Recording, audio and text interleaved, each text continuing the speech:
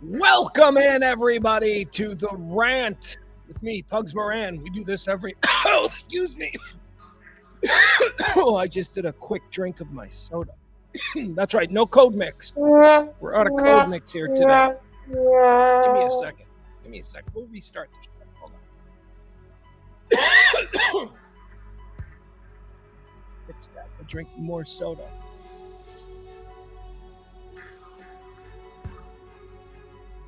A creepy Halloween music today. I don't know. This is Restream, the platform. They were like, hey, you want to play some creepy Halloween music? I'm like, sure, why not?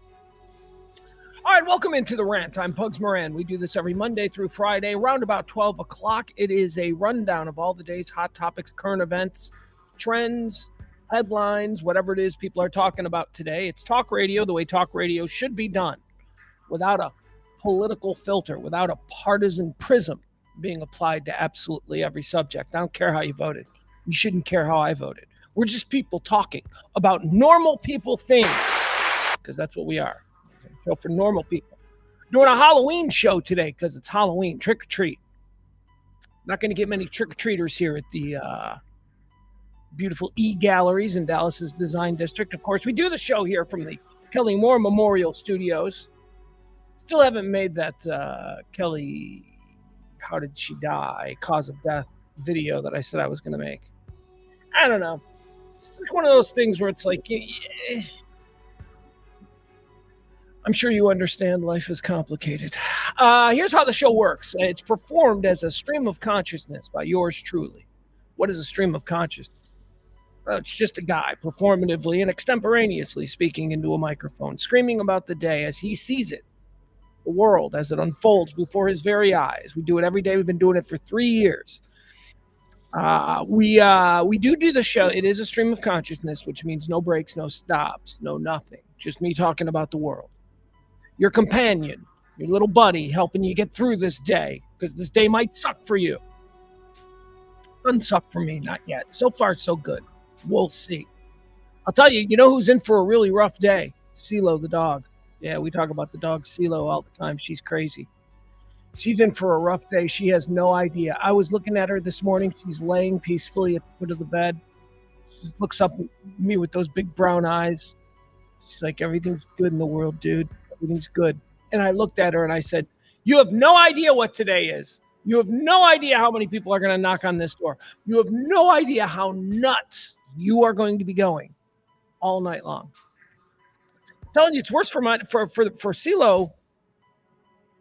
I think this is probably the worst holiday. You think, what is the worst holiday for animals? 4th of July is the one that we always default to because of the booms. CeeLo doesn't seem to be all that bothered by booms or fireworks. She kind of gets used to it after a second. She's like, okay, so this is something that's just going to happen.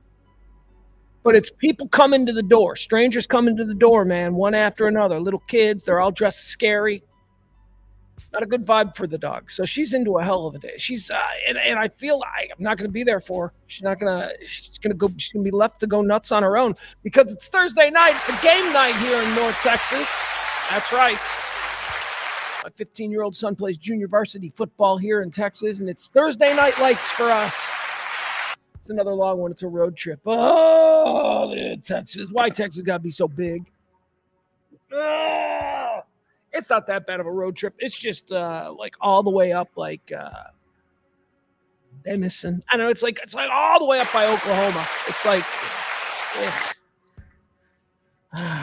and you know, the season started out really great. Last year was incredible. Last year they were undefeated. Last year they were just a monster team. This year started out great. They were undefeated through like 4 or 5 games.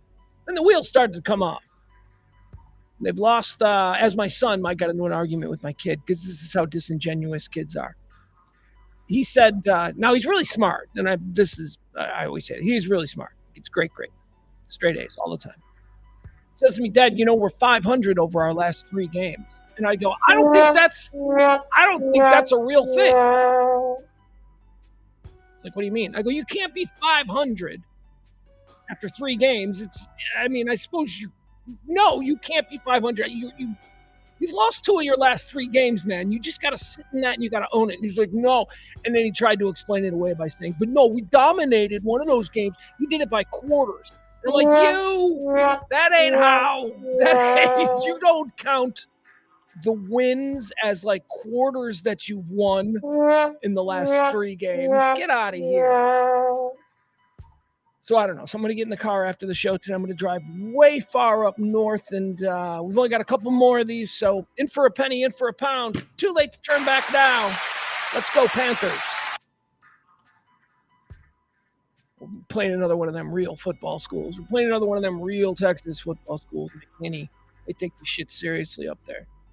We're playing at some stadium that's like even north of McKinney. I don't even know where it is. I got to figure that out.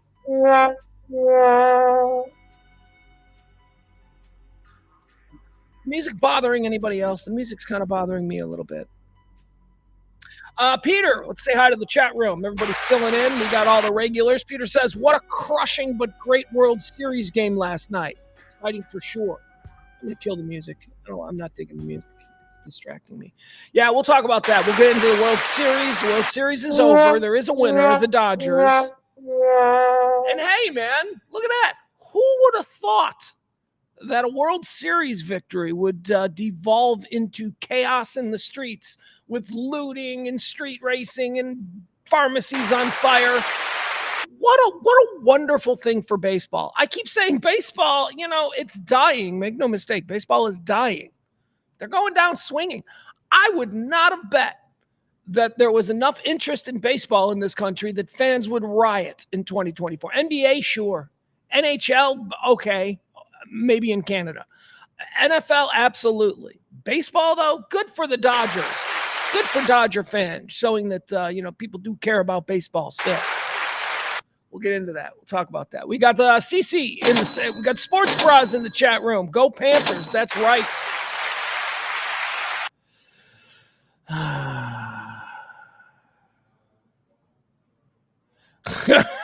Barney with a random observation in the chat room, and we love the random observations. He says the world is a lesser place for having never produced Christian Slater Joker movie. Yeah, that's a bit on the mutton though, right? Because here's the deal with I agree with, like, I see it, Barney. I'm like, yeah, tell me more, right? I see it. I'm not pushing back on that. But I think that comes from the idea that when Christian Slater first burst on the scene, he was very similar to Jack Nicholson. He was a young 20-something-year-old actor who was completely utilizing Jack Nicholson energy in his like acting style and all that. He was, it was called a young Jack Nicholson. It was anyway. And at that time also, Jack Nicholson was the Joker. And yeah, so I can see that. Like I can see how you would want him. I don't know. I think I'm done with Joker movies though. Gotta be honest with you. I think the world is good, Barney, on Joker movies.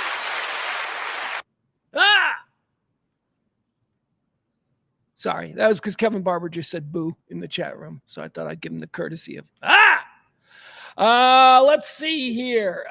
Sports Bros says, I think last year when the Rangers won, a couple of trash cans fell over. Yeah, there was no rioting in Arlington. Nobody rioted in Arlington or Dallas or anywhere.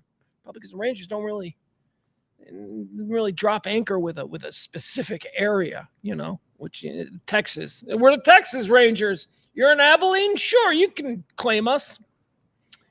What is that? They should be, let's be honest. They should be the Dallas Rangers. They should be the Dallas Rangers, man. It's the Dallas Mavericks, Dallas Stars, Dallas Cowboys. It should be the Dallas Rangers, but okay, I get it. We're not changing. Let's see. Who else is in the chat room here early today that we can say hi to? Who was the first? And I always like to say hi to the first. And according to my notes, Taronda is the first one in. Taronda entered by saying hello to Peter, which suggests that maybe Peter was there and I just don't see him. Every day on this show, we like to award the title of executive producer to the person who has tipped the biggest, because that's how this show runs for 3 years now. Your gratuities, your tips, all of that stuff. Biggest tipper of the day gets to be who we like to call the executive producer of the show. We have an executive producer of today's show. She's no stranger to the position. It's April. Thank you so much, April. April dropped a tip yesterday. It was the biggest tip of the day. It is Pledge Week. Pledge Week is the 1 week per month where I really push. I try not to push for tips. I mean, I love doing this. I love that you people love that we do this every day. We've been doing it for 3 years. I don't push. But during this week, Pledge Week, it's when we push. So I'd like to thank April for being the first executive producer on Pledge Week. If you want to be the executive producer for tomorrow's show, be the biggest tipper on today's show, and help us get to our goal. Once again, our goal is now, I believe the goal we need to raise by end of show Wednesday. So that is 6 days. How many shows? 1, 2, 3, whatever, 4 or 5 shows. By end of show Wednesday. I think all we need to raise now is like $280, something like that. We can do that. It's such in the grand scheme of things, like in the scheme of life and being a grown up, that's like such an insignificant amount of money, and yet it causes me so much agita. Thank you to April. April's our executive producer. If you want to be tomorrow's executive producer, all you got to do is support the show. Drop a little something right there. We'll leave it up. The Venmo, the Cash App. That's how the show works. The show unfolds in 4 quarters, 4 different segments that come together to form a one-stop shop for everything that you need to know about today. First quarter is antecedently on this day. Antecedently on this day is a fancy way of saying this day in history.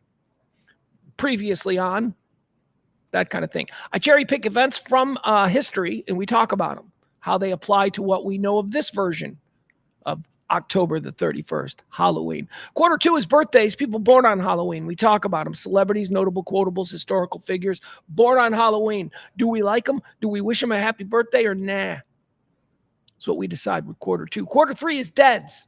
Almost the same thing as quarter 2. Dead people who died on this day, celebs, historical figures, notable quotables, that kind of deal. But we decide, where'd they go? Heaven or hell? They died on this day. Did they go to heaven or hell based on what we know? That's quarter 3. Quarter 4 is hot topics, current events, headlines, whatever it is people are talking about right now in this very moment. We get to that in quarter 4.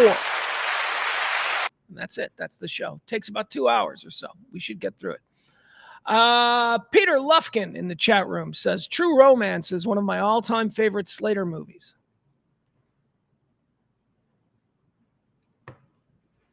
I like True Romance. Got to be honest with you, though. Probably haven't seen True Romance in 35 years. When did that movie come out? I saw it when it came out.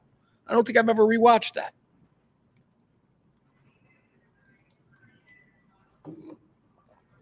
Isn't that the one with Brad Pitt on the couch, right? Isn't that True Romance? Anyway, moving on. Let's see. CC says the Joker died with Heath Ledger. Look at him. That's quite a statement. I just think we're good with the Joker. We're good with the Joker. We've got enough Jokers. Okay. This latest Joker movie, huge bomb. Maybe now we take about 10 years off from the Joker. What do you say we develop some other people? The Riddler has always been interesting to me. Don't go down that Penguin road. The Penguin gets all kinds of love. There's even a series on HBO Max, Colin Farrell, supposed to be the origin story of the Penguin. I don't know. People are saying I should watch it, but I'm like, nah. Riddler. Let's start developing the Riddler. Or you know what? Let's just move away from Batman. We did the whole Batman thing, right? Let's move. Can we start focusing DC for me? Can we start focusing on Superman? Can we make Superman cool again? Can we give Superman some kind of an edge? Something that'll make him interesting, because he's pretty lame. And I love Superman. I'm a Superman guy. Need a cool Superman. Man of Steel I thought was great. I thought Man of Steel was great. But I still need a little bit more of an edge. Like the Superman at the end of Justice League. The Superman, the dark, kind of pissed off, you fuckers betrayed me energy that Superman was bringing. That I like. Give me a heel turn Superman movie. That's what I'm looking for. All right. Should we get started? Should we just get started with today's show? What do you say? Okay. It is The Rant with me, Pugs Moran, from the Kelly Moore Memorial Studios in the beautiful E Gallery in Dallas's Design District. It is the 31st day of October. That, of course, makes it Halloween, year of our Lord 2024. Happy Halloween, everybody. 305 days. 305 days have gone by in this year. That means 61 days. That's right, 61. I don't know, it's 365 in the year. Pugs, how does that work out? Leap year. We had some leap year bullshit this year. So even though there's 305 days already passed in the year 2024, we still have 61 days remaining. Let's move on to quarter 1. This is antecedently on this day, or if you will, previously on Halloween's past. Here we go. Antecedently, on this day, year of our Lord, 1864, Nevada is admitted as the 36th state of these here United States. Welcome to the party, Nevada. I like Nevada. You can have fun in Nevada. You know what I do? I judge people who live in Nevada, though. I do. I don't know why. There is no real, practical reason for me doing this. But when it's like, yeah, man, and I moved to Vegas about 5 years ago, something in my head always goes, you one of them, huh? One of them Vegas livers. One of those people who live in Vegas. That's so now where do you go for your Vegas? Like if you live in Vegas, where's your Vegas? I wouldn't want to live in Vegas. I wouldn't want to not have a Vegas to go to for a weekend. Antecedently on this day, in 1913, the dedication of the Lincoln Highway, which is, of course, America's first automobile highway that stretched across the entirety of the United States. The Lincoln Highway, why do I bring this up? I bring up the Lincoln Highway because I grew up on the Lincoln Highway. I grew up off the Lincoln Highway. My mother currently lives right off the Lincoln Highway. Route 30, if you will. Stretches from New York to California. It's the first road of its kind in America. Very important road. Interestingly enough, the Lincoln Highway follows the path of another historic and much older trail known as the Old Plank Trail, which was a trail that the Indians used that guided them from the tip of Lake Michigan all the way across Illinois to the Mississippi River. That was the Old Plank Trail. Lincoln Highway, when cars came in, was designed at least through the Indiana and Illinois and Iowa sections right there to run parallel with the Old Plank Trail. It's a cool highway, man. And I'm just saying, for people who live around these cool things that have real historical significance, like the Lincoln Highway, they just drive it every day. What do you mean it's important? It's where my McDonald's is. What do you mean it's important? It's where the 7-Eleven that I buy my smokes is at. No. Lincoln Highway, on this day, 1913, dedicated America's first coast-to-coast highway, Lincoln Highway. Let's see. On this day in 1941, antecedently, after 14 years of work, Mount Rushmore is completed. Mount Rushmore. Everybody talks about adding to Mount Rushmore. Who should we add? Well, we should update Mount Rushmore. There's certainly been some great American historical figures of the past 100 years or so. Well, 1941. That we can add up there. Who are we going to add? I go the other direction. I say we keep it a solid 4. Isn't it a solid 4? I say we remove some people. I think there's a lot of people that are on Mount Rushmore that now, all these years later, be like, yeah, Teddy Roosevelt doesn't really need to be up there. I'm sorry. I mean, he doesn't. The reason you don't want to take Teddy Roosevelt off Mount Rushmore, you're like, he's got to be up there. The only reason you want to keep Teddy Roosevelt up on Mount Rushmore is because Teddy Roosevelt is on Mount Rushmore. That's one of the, it's like he's important for being important. Washington, yes, we keep him. Lincoln, yes, we keep him. Jefferson, I think we keep Jefferson. I think we keep Jefferson over Washington, but I know that's a fight I can't win. So I think Jefferson's got to go. So Mount Rushmore, we're going to keep Washington. We're going to keep Lincoln. We're getting rid of Roosevelt. Who else is up there? Adams? Who else we got? All right, we got 2 more slots to fill. Let's modernize this, okay? We don't have to actually, we can just sandblast Teddy Roosevelt's face. We can turn him into, who do we turn him into? Martin Luther King? Huh? Let's add a black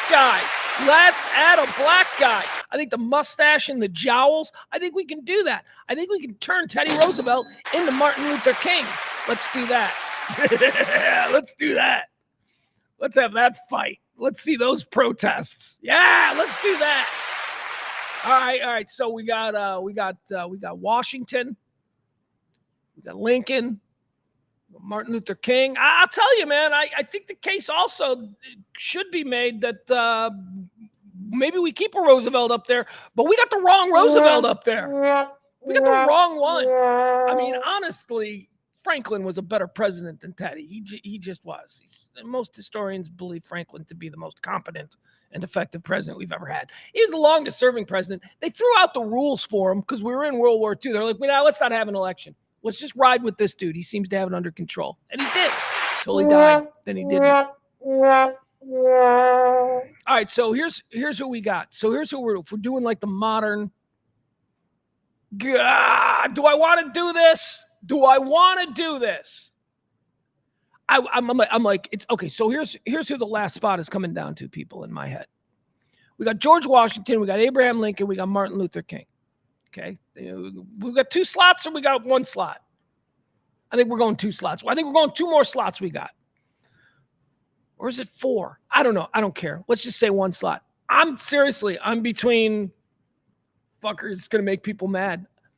I'm between Reagan and Obama.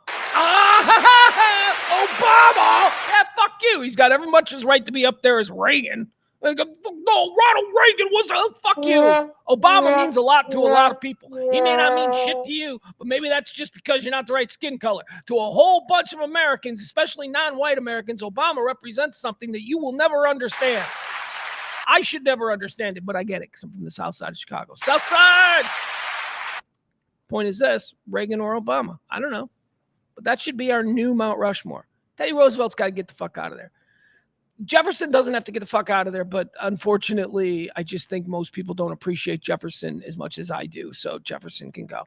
So the new Mount Rushmore is going to have Washington, Lincoln, Martin Luther King, and I guess we got to go Reagan. We got to go Reagan because I can't put another black guy up there because people would just freak out. 50% of Mount Rushmore is black guys? Well, yeah. I mean, I guess. How about a woman? All right, we got to stick a woman up there. We'll know next week, right? Whether or not Kamala goes up there. The first female. Got to be a woman. Got to put a woman up there. Who's the woman we put up so far? Like, I get it. Like, if there's some transcendent political figure who becomes the first female president, I'm not saying that's Kamala Harris. I'm just saying if she is, there's a case to be made. Woman of color, a woman.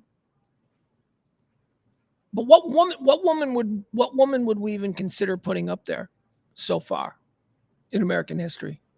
Can't do Hillary, right? You can't do here. Who do we got? We got some Sandra Day O'Connor. We can't do that. Ginsburg. We can't do that. We can't do that. Jesus, I'm really stumped for like what woman would we put up on Mount Rushmore?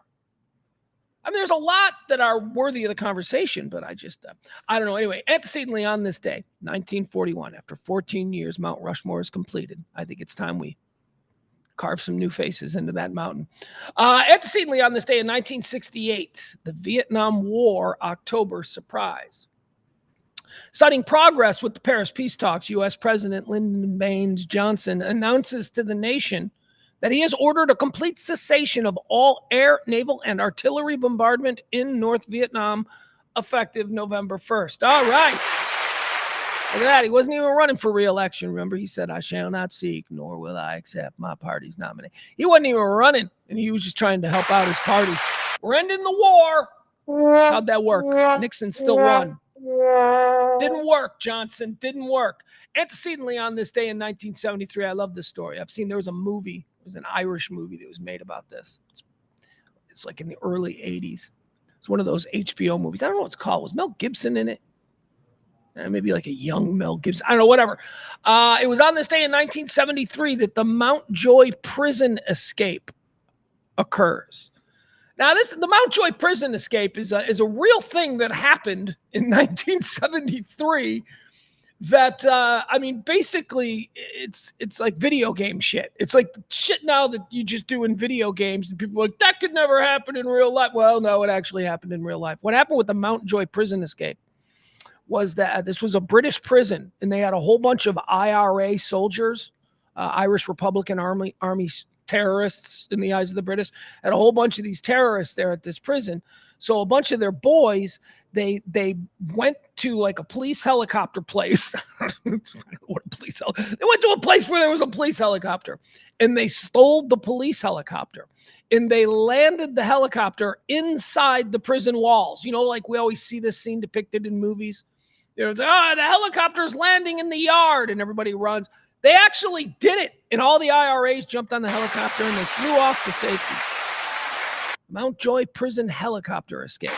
On this day in 1973, 3 provisional Irish Republican Army members escaped the Mountjoy prison aboard a hijacked helicopter that landed in the exercise yard. I would say you should see the movie of it, but there should be a movie of it, but there is a movie of it. I just can't remember what it is.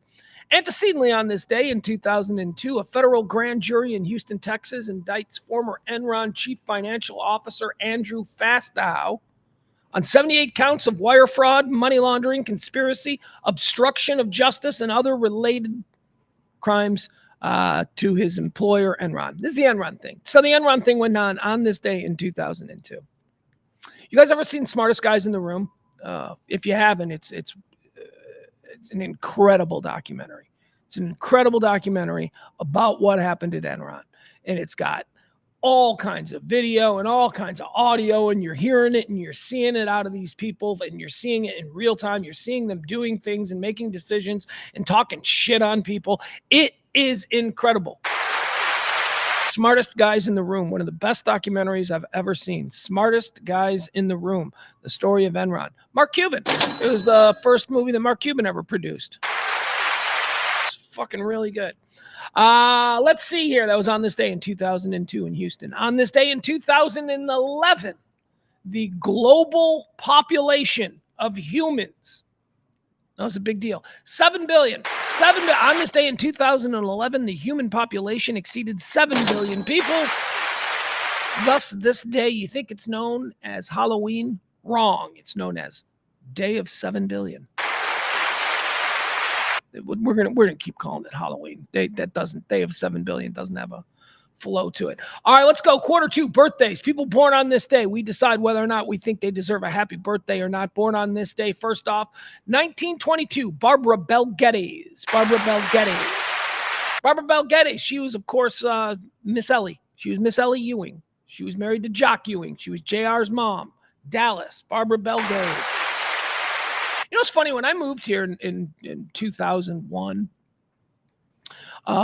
so, I mean, pretty much all I knew about Dallas, being from the Midwest, being from Chicago, all I knew about Dallas was football and that TV show. And I kind of assumed that everybody down here was like some version of somebody from that TV show. And guess what? That ain't true at all. That ain't true at all. I mean, I thought Dallas was fancy. I thought Dallas was fancy and elite and sophisticated. It's not. It's a regular big city. It's got like normal people. It's got people who drink in their garage. You know, it's not, everybody's not like, you know, J.R. Ewing, and not everybody. Yeah, it's, anyway, happy birthday. Barbara Bel Geddes, born on this day in 1922. Born on this day in 1931. Here's another great Texan, Dan Rather. Dan Rather. Oh, he's one of those guys that some people hate. I don't. I love him. I've met him twice. He's a cool dude. He's a nice man. He's a nice, dignified, decent man. Dan Rather, born on this day in 1931. Born on this day in 1936, Michael Landon. Michael Landon was a monster superstar. One of the biggest guys on TV, right? Remember him? Little House on the Prairie. I don't know what he did before that. He was a teen star, right? Teen Wolf. I think that's where Michael Landon came from. Teen Wolf. Did he die young? He died young, right? Cancer. Trying to picture Michael Landon old, and I don't think he got old. Michael Landon, born on this day, 1936. Born on this day in 1943. Talk about an icon. You know me. I'm a big old Chicago Bear fan. One of the icons of my team's history. We got a lot of them. We got a bunch of people. We got some people who are just known for their contributions, like George Halas and what he did with founding the NFL. We have people like Dick Butkus and Walter Payton who are, you know, considered, you know, tops at their positions or in the game's history, those kinds of things. We got all that kind of stuff. But the one that is nearest and dearest, I believe, to most true Chicago Bear fans is a guy who was born on this day. What year? 1943. Ladies and gentlemen, it's Brian Piccolo's birthday. Brian Piccolo. Who's Brian Piccolo? I never heard of Brian Piccolo. Brian Piccolo was running back for Chicago Bears in the 1960s and 70s. Wasn't a superstar. He was a good, solid player. He's the kind of player that every team needed. They were going to win. Brian Piccolo was a dude. Brian Piccolo was also the first in the NFL. I think it was the first black and white roommate combination in the NFL. Brian Piccolo and Gale Sayers with the Bears. They were like the first two. They were both running backs. They were both rookies. And they both kind of were drawn to each other early on, and they were like, we want to room together. And George House was like, you can't have a colored boy living with a white boy. And they're like, we don't care. And then House was like, whatever. And then that became a thing. Like now, nobody even thinks about it. But back then, black players did not room with white players. Brian Piccolo. Brian Piccolo was Gale Sayers' best buddy through all of Gale Sayers' troubles. Gale Sayers is, in my opinion, probably the greatest running back in the history of the NFL. Pure running. Not all the other things that a running back needs to do. But as a pure running back, Gale Sayers is certainly in the conversation as the greatest who ever rushed the ball. But he got injured a lot, and Brian Piccolo was his guy. Like Brian Piccolo got him back into the headspace and worked him out every day, and they were buddies, and they were thick as thieves, and Gale Sayers comes back. And Gale Sayers, of course, wins what used to be called in that time the George Halas Courage Award, but we now know it as the NFL Comeback Player of the Year Award. It's called that now. But Gale Sayers wins the award, and in a very real moment, Gale Sayers, in accepting the Comeback Player of the Year Award, gives this speech about his teammate Brian Piccolo, who's his best friend, who has been out on IR, and he acknowledges to the world in this moment that Brian Piccolo is actually not on IR. He's dying of cancer. Well, we're going to play the scene from Brian's song because I think that it's perfectly fine to cry. And I'm going to sit here and I'm probably going to cry. It's one of my favorite movies of all time, about one of my favorite people of all time. Let's enjoy Billy D. Williams as Gale Sayers talking about his friend Brian Piccolo from the incredible sports movie, Brian's Song.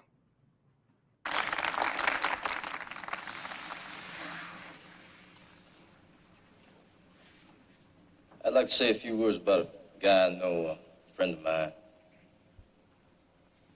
His name is Brian Piccolo, and he has the heart of a giant and that rare form of courage which allows him to kid himself and his opponent. Cancer. He has a mental attitude which makes me proud to have a friend who spells out courage 24 hours a day, every day of his life.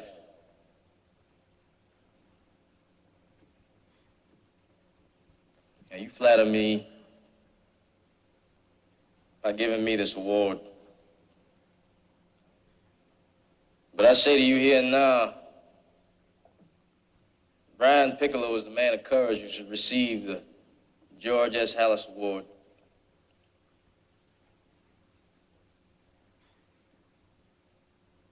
He's mine tonight, and Brian Piccolo's tomorrow.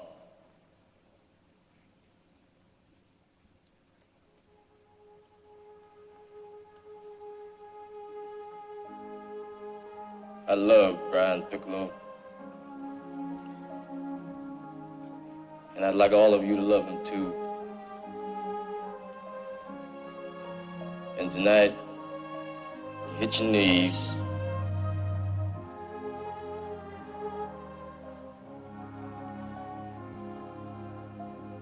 Please ask God to love him.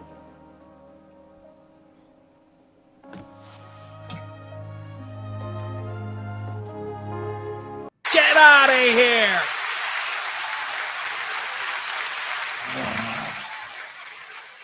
Tell you, one of the ways that I knew that I had my son, my 15-year-old son now, he was about 9 or 10 years old, and I made him watch Brian's Song. And we're sitting there on the couch, and we get to that scene. And, you know, after the whole build-up of the previous hour and a half of the film, that scene resonates a little bit more. And I'm doing that thing where my kid is sitting next to me and we're watching it and I'm crying. Of course I'm crying. I cry every time. I've seen that movie a dozen times. I cry every goddamn time. It's happening. So I'm like trying to hold it back. You're doing that guy thing and I'm looking over the corner of my eye and I'm looking at my kid and my kid's nose is like tingling. You know, he's doing like that. And he's trying not to do anything. And then he coughs and he rubs his eyes. And I'm like, I got you, you son of a bitch. I got you. You were crying over Brian Piccolo. He's like, no, I wasn't. I'm like, yeah, you were. I got you. You are a Bear fan for life. And he is. Brian Piccolo, born on this day. Chicago Bear great. NFL great. Story of courage. An inspiring man. Brian Piccolo. Born on this day in 1943. Died in 1970. 1970 is the season when he died. Born on this day in 1945. A great, a guy who's a really great, he's in the shadow of his brother. Like, you can't say anything about this guy without talking about his brother. He's like, oh, yeah, his brother. But he's great in his own right. Happy birthday. Born on this day, 1945, Brian Doyle Murray. Brian Doyle Murray. Brother of Bill Murray. Brian Doyle, older brother of Bill Murray. Writer, more of a creator. Wrote Caddyshack. Brian Doyle Murray. Born on this day in 1945. Born on this day in 1950. Here's an all-timer. We were talking about Mount Rushmores. Mount Rushmores of comedy in my life has a place for this dude. This dude's he's going right up there. We got Peter Sellers. We got Peter Sellers up there. We got this guy, John Candy. Born on this day in 1950. We got John Belushi. We got John Candy. John Candy, born on this day in 1950. Oh, he can't be on? That's right. Fuck. All right, it's just going to be Belushi then. There's only going to be one John. Can't put Candy on the Mount Rushmore because Candy's not an American. God, oh, man. Candy's Canadian. Forgot about that. All right, moving on. Born on this day in 1961, Larry Mullen Jr., ladies and gentlemen. Larry Mullen Jr. Who's that, Pugs? He's the drummer in U2. He's the drummer. He's the blonde-haired, spiky drummer from U2. Born on this day in 1966. It was interesting that he was listed this way because I didn't think that he went by this name anymore. But this is how he's officially listed in the record today, having been born in 1966. American rapper, producer, and actor, Ad Rock. Ad Rock. It's Adam Horowitz. It's Adam Horowitz from the Beastie Boys. I don't know why it's not listed as Adam Horowitz. Like, everybody knows him as Adam. He ain't been Ad Rock since License to Ill. Well, I guess he was. I guess he was for a little while. But you know what I mean? Like, weird. Born on this day in 1967, the pride of Richardson. I don't know if he's the pride of Richardson, but he certainly is somebody that when you're from Richardson, you go, and Vanilla Ice is from here. Vanilla Ice, born on this day in 1967. Hung out with Vanilla Ice. We ate Burger King. He opened a bicycle shop, and I mean bicycles. I mean BMX bikes and stuff. He opened a bicycle shop in Miami, like in the mid-'90s, and for some reason, my radio boss thought it would be funny to send me down there to hang out at his bike shop. And that's what I did. I went down there and I hung out in Vanilla Ice's bike shop for like an entire day, and he was there. And I told him what I was doing, and he was cool. And somebody went out and got Burger King, and they bought me Burger King. He was cool. I don't know what I was expecting from old Rob Van Winkle, but no, he was cool. He was funny. He went on the radio. He talked to our host. He's like, whatever. There you go. Born on this day, 1967, Vanilla Ice. Born on this day in the year 2000. I don't even know who this person is, other than the fact that I know that they're famous. But it's nepotism and all that kind of stuff. Do they have talent? I don't know. I guess the family is talented. The mom and dad are both talented. One is very talented. The other, I'm not so sure about. I know she's very thin-skinned about her hair. Willow Smith. Willow Smith was born on this day in 2000. Couldn't guess there. I was talking about her mom, Jada Pinkett Smith. She's very sensitive about her hair. Will Smith, very talented. So if Willow Smith even got just like a tiny little bit. What is that noise? Did you guys hear that noise? That was weird. Is this from am I still playing Halloween music? I couldn't hear it. Anyway. All right, there we go. Let's see here.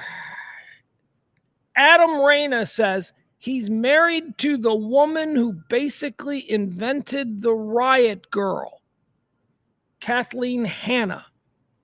Who's married? Who was I just talking about that's married to Kathleen Hanna? Oh, Ad Rock? Ad Rock's married to Kathleen Hanna. Because that seems like that would make sense. Kill Hanna or not kill. Yeah. No. Adam Horowitz. But she ain't married to Vanilla Ice, is my point. She's married to, okay, there you go. That makes sense. Very good. Let's move on to the deads. These are the people who've died.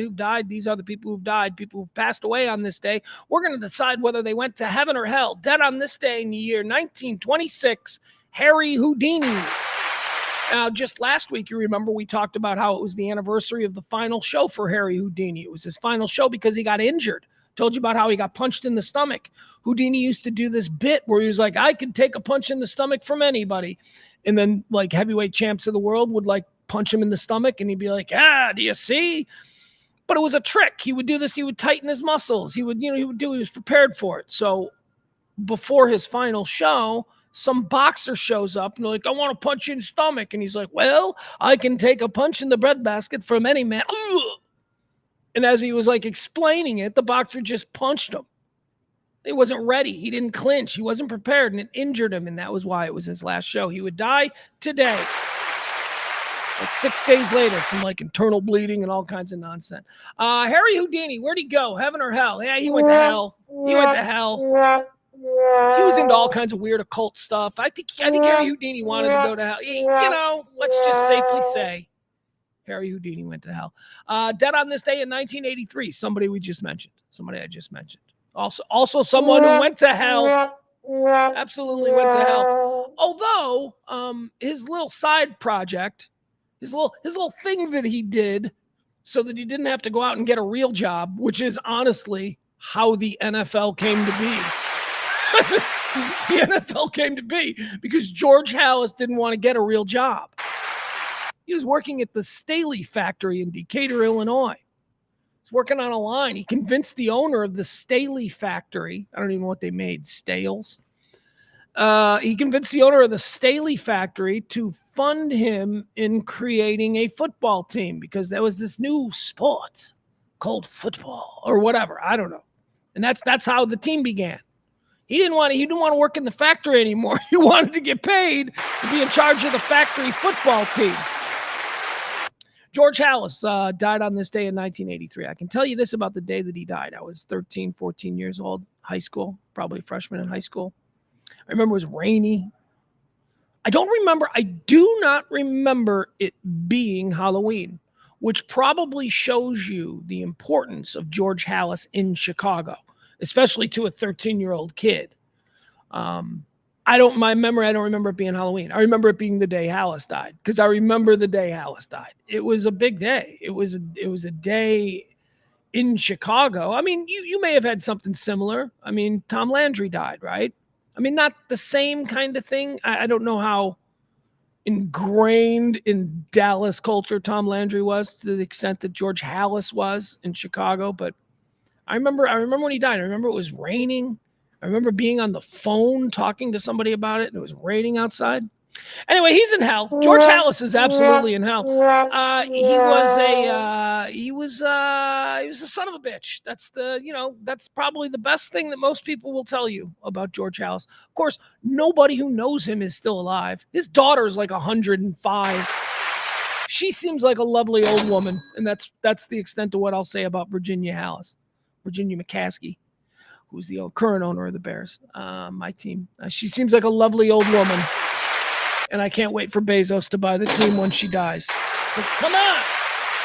Let's get it out of this family's hands. Let's get it into some crazy billionaire's hands who wants to, do cool things. George Halas, he's in hell. Dead on this day in 1983. Dead on this day 10 years after George Halas, 1993. This is funny because I also remember this day and don't remember it being necessarily Halloween. It was on this day in 1993 that River Phoenix died. River Phoenix. Maybe because River Phoenix died on Halloween night and we didn't hear about it until November 1st, like the next day. So I don't think about, hearing that River Phoenix died and then going, oh, and it's Halloween.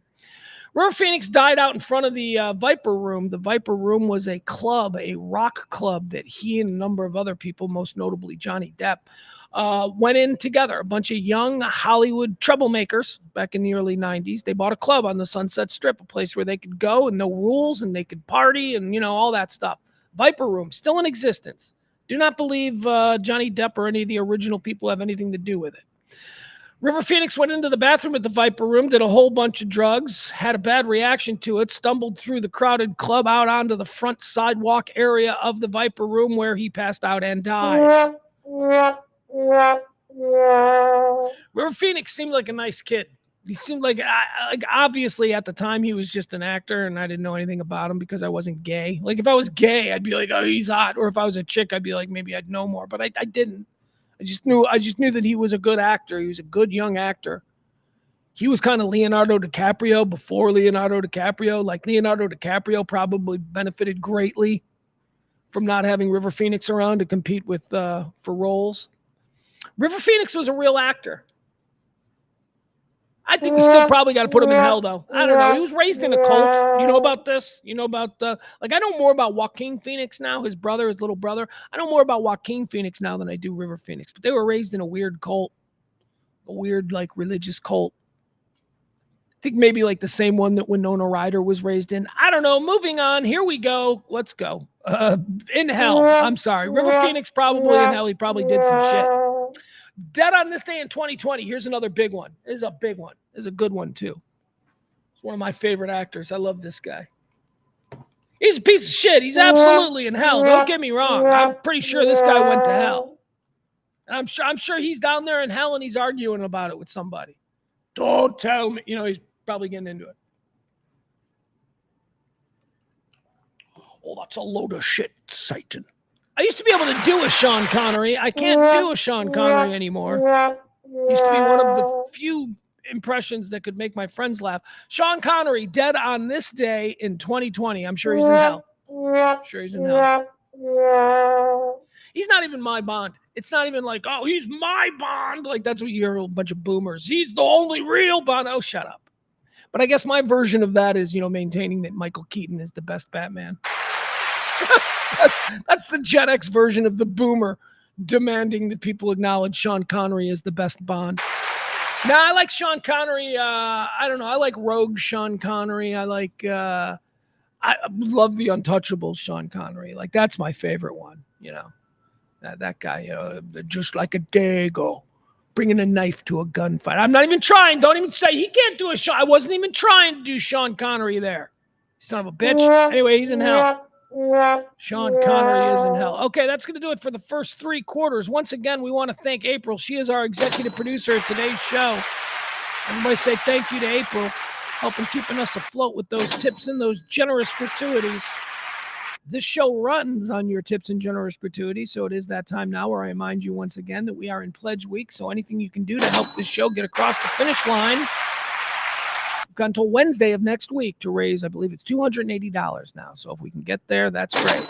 If not, that sucks, but whatever, man. I mean, if there's more important causes out there, probably help them first, but I'm just saying, if you got a little left over, help keep this show going, if you would. All right, let's move in now to the hot topics and the current events and all the things that you need to know that's happening today.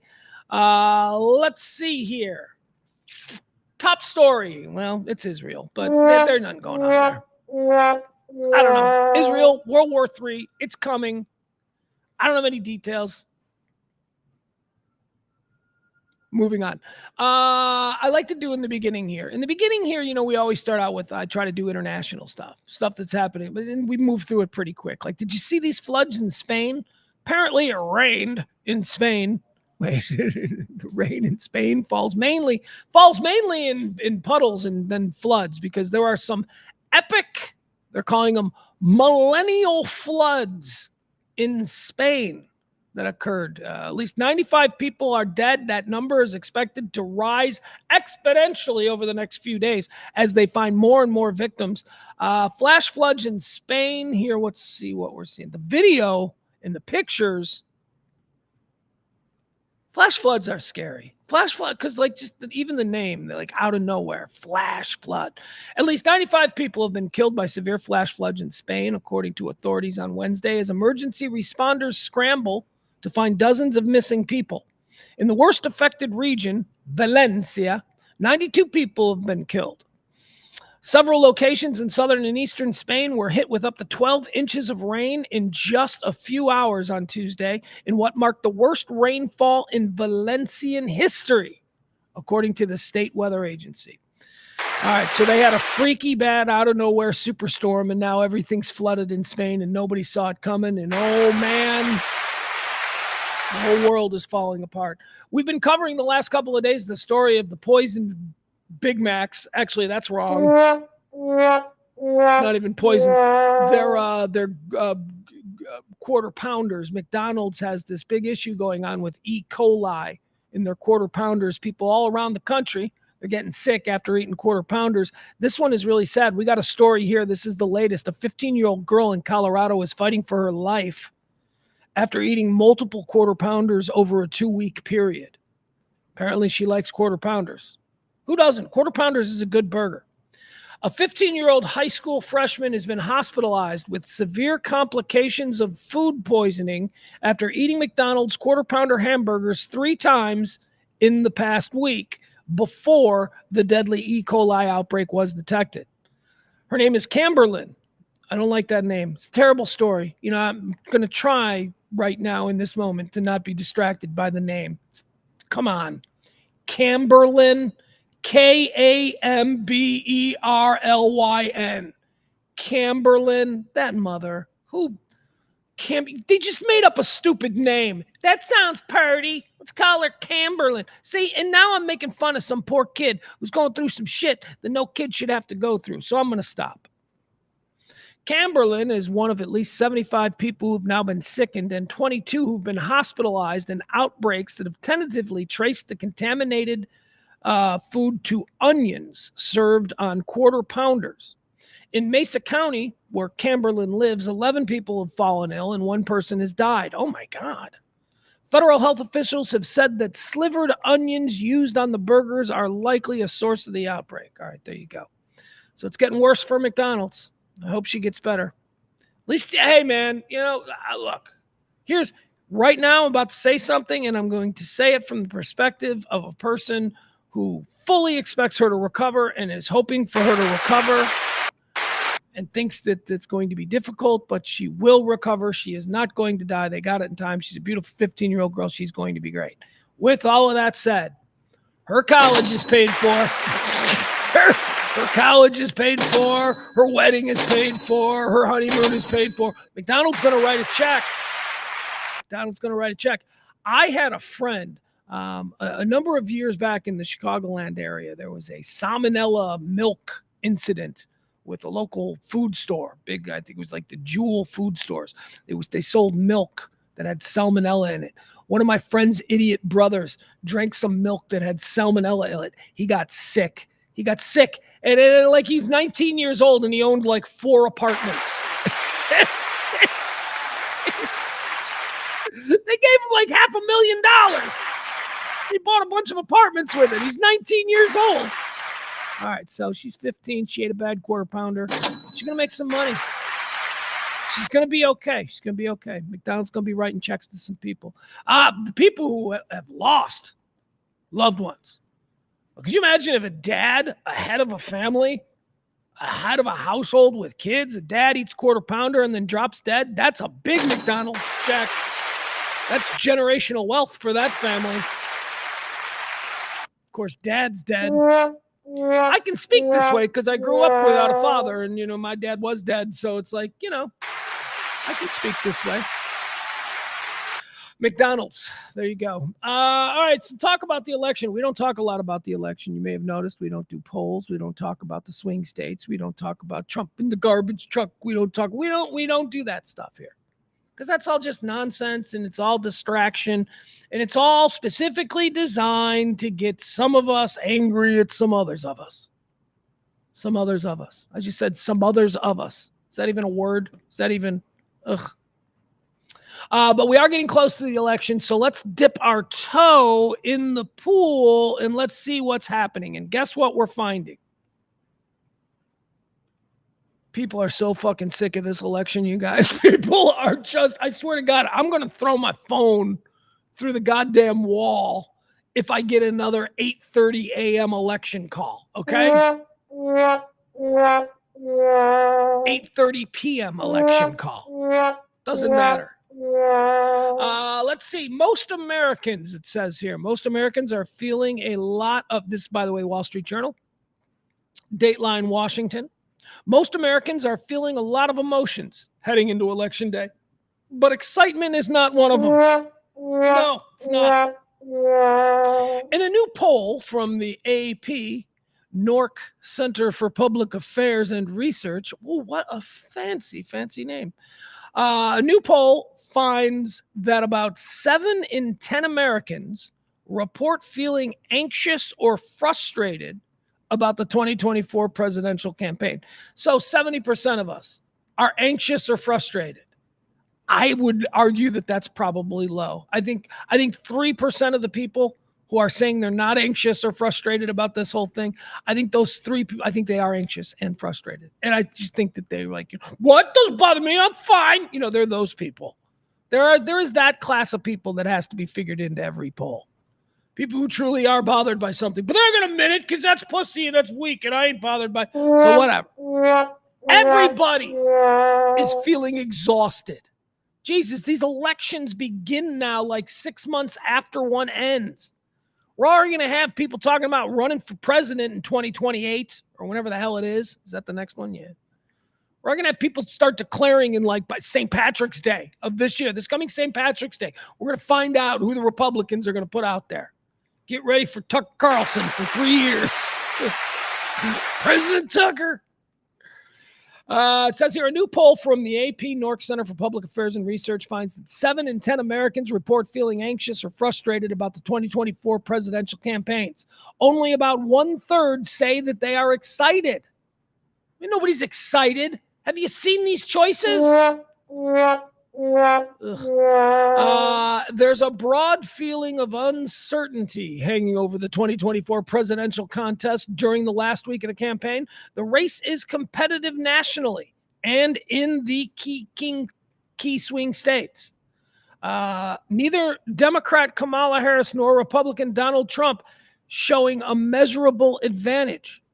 At the same time, the candidates have offered closing arguments that are in stark contrast with each other, with Harris arguing that Trump is, quote, obsessed with revenge and his own personal needs.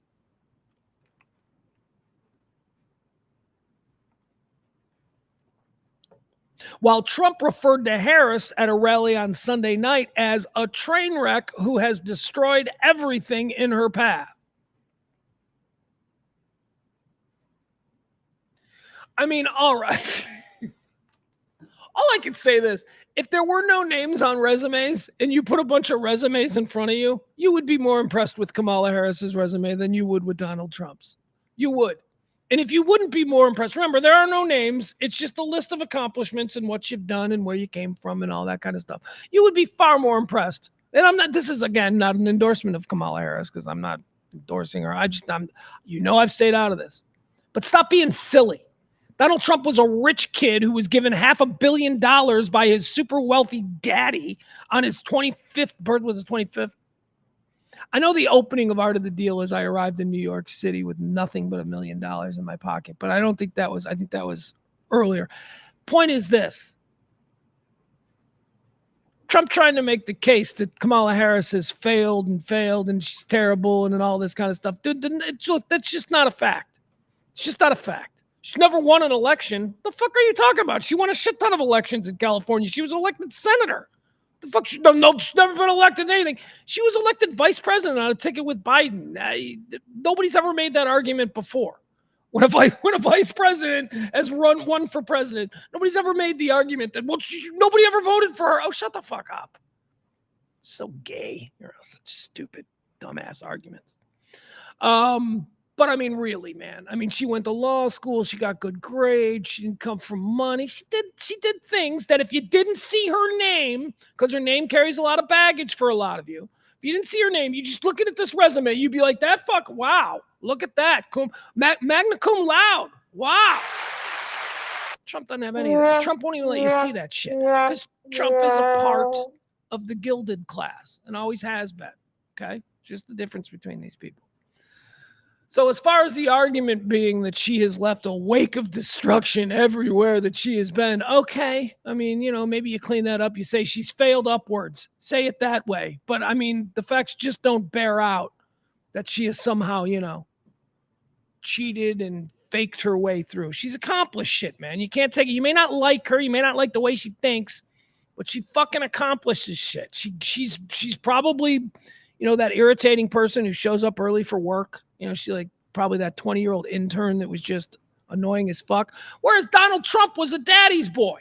It's just the comparison I'm making. That's all. I'm not saying which would be a better president. I'm just talking about as people in their backgrounds. One's a rich fucking private school daddy's boy, and the other one's a black chick.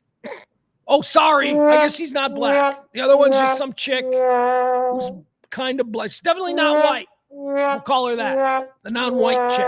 How's that? Does that make everybody happy? She's the non-white chick. She gave blowjobs. She didn't blow everybody who voted for her for senator. Okay? That's not, she only got where she is because of blowjobs. No, she was elected senator. People liked her as senator. And what is she saying about him? I should probably do a little riff there on what she said about him. Trump is obsessed with, she says that Trump is obsessed with revenge and his own personal needs. Gotta be honest, I can't push back on that because that's absolutely spot on. That is what I've seen from Donald Trump since 1989. So I'm sorry, she's not wrong. One of the reasons why I tell you, I just don't get how you people don't see it. Just don't get how some of you don't see it. I know some of you are too smart to not see it. Some of you see it, some of you don't care. That's another conversation. Some of you just don't care, and that's fine. I mean, like here's an argument I once had with a friend of mine who was he's really anti-Trump, and I'm certainly not pro-Trump, but I'm not one of these I hate him for he's not like this. But the argument concerned the Stormy Daniels situation, and I remember saying to him, I go, "Are you really sitting here arguing with me that this was all above board? Do you think that this really was what they said it was? Or do you think he fucked a porn star and wanted her to shut up, so he wrote her a check?" And my friend looked at me, and my friend's no bullshit, and he goes, "Well, of course that's what happened." I go, "Right. So that's not the issue. That's the distraction. The distraction is the writing of the check and the paying off. The issue is that you don't give a fuck that the guy you want to be president is out there paying off porn stars. You don't care about that. And that's fine. I don't really care about that either, quite frankly. I get that. But we don't address the issues head on. Trump supporters don't give a shit that he's a con man, is my point, okay? So stop pointing out all of these interesting little examples of him being duplicitous or a con man, because the real thing is they don't care. Half of America doesn't care about all this stuff, so shut the fuck up about it. Doesn't stick. He told us 4 or 5 years ago. He said he could walk out on Fifth Avenue, you shoot people in the face, and nobody would care. You think he was kidding? He knew what he was saying. He's absolutely right. Guy could normalize child molestation if he wanted to right now. Seriously. Trump gets caught molesting a kid, and there will be people going, well, a man and his personal freedoms as far as what gets him off should never be infringed upon. You'll hear that bullshit. That's crazy. But whatever. This is about as much as I'm going to say about the election as you're probably going to hear. I'm sure the day after the election, we'll have a nice conversation about it, but this election isn't going to change my life one way or another. It's not going to change your life one way or another. At the very least, it's going to allow some of you, the crazy 15 on the right and the crazy 15 on the left, it's going to allow some of you to walk around with a boasted out chest for a couple of days. My team won. My team won. And guess what's going to happen? America's just going to chug along. We're all going to be distracted for the next 4 years with endless nonsense. Doesn't matter who wins. Doesn't matter if Trump wins, it's all going to be nonsense. It doesn't matter if Kamala wins, it's all going to be nonsense. But we're going to keep trucking on. And in 4 years, we'll do it again. This will be the last election ever. Oh, shut up. I mean, on the one hand, there is going to be a last election. there is going to be a last election. I just don't think we're going to know it's the last election. I don't think we'll be saying, this is the last election. I think that if we can still say shit, like, this is the last election freely, it's probably not the last election. The last election will be where people are being arrested for saying shit like, this is the last election. So whatever. We'll be fine. We'll be fine either way. I'll just be glad when this is done. I'll just be glad when I can't wait for those 6 months. We've got 6 months coming where we're not going to talk about political candidates, where we're not going to talk about who we want to win, who's going to be 6 months. We're only going to get 6 months because, again, in 6 months, people will start declaring, I am going to run in 3.5 years, and you're going to see me on every Fox News show for the next. It'll be like that. All right, there you go. It is 1 week away from Election Day, or actually less than a week from Election Day. But what, in fact, today is Halloween. Woo! Spooky, scary. Let's do some Halloween facts for you. Some Halloween fun facts for you. You want to know what the top Halloween costume of 2024 is? Pugs, you're probably wondering, Pugs, what are the top 3 Halloween costumes of this Halloween? The Halloween costume and the popularity of the chosen Halloween costume is typically reflective of the popular culture of the time. Something big is in the news, you can bet your bottom dollar that somebody's going to be that. So here you go. The number 1 Halloween costumes for 2024. Bob. Bob is number 1. Number 1. Bob. Bob is the number 1. Now, this is Shrunken Head Bob from Beetlejuice. That's the number 1 costume of 2024. Shrunken Head Bob from Beetlejuice. All right? Number 1. Yeah, okay. Yeah, I guess we should show them to you. Because, how are people going to pull this off, right? Because I actually had a conversation with my friend's wife about this costume a couple of weeks ago. We're like, hey, you could probably do this costume. Hold on.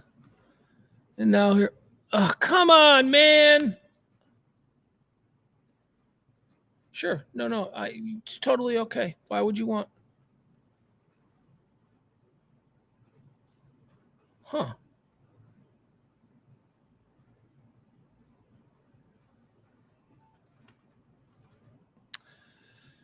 Oh, this is very strange. My Bing ain't working.